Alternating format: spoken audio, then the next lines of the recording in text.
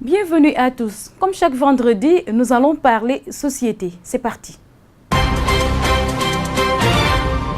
Les réunions du comité des 15 ministres des Finances de l'Union africaine préparatoire du 31 sommet de l'UA prévu les 1er et 2 juillet à Nouakchott ont débuté au Centre international des conférences El Mourabitoun. La réunion des F15 porte sur l'examen du projet du budget de l'Union africaine pour l'année 2019 avant de le soumettre au Conseil exécutif. La préparation de ce budget intervient conformément aux règles adoptées lors de la conférence de janvier 2018 en vue de la prise en compte des données de ces 3 dernières années, surtout au plan des dépenses. Ces données illustrent les priorités du programme d'action à moyen terme.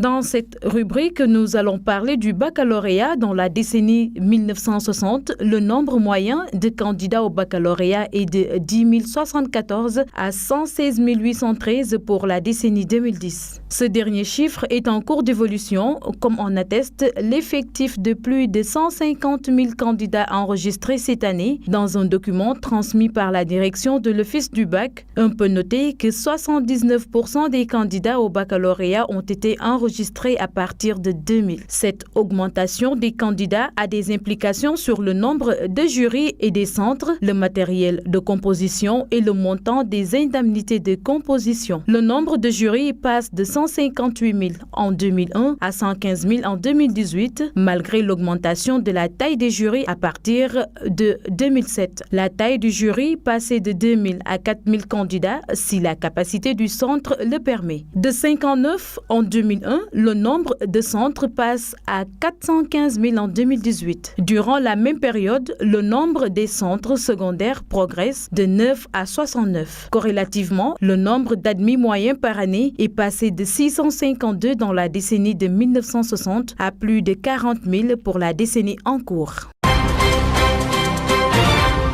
Et pour finir, du nouveau dans l'affaire Ibrahima Samb, le taximan tué d'une balle dans la tête au mois d'octobre 2016. Le tueur présumé, Ousseynou Diop, a été renvoyé devant la chambre criminelle pour assassinat. Selon des informations, Ousseynou Diop risque la perpétuité.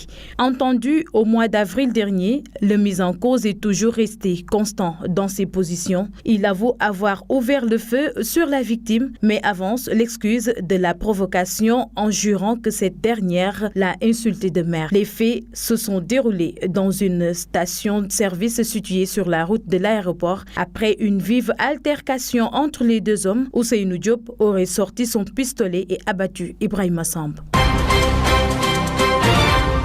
C'est tout pour votre rubrique. Je vous retrouve vendredi prochain. Au revoir.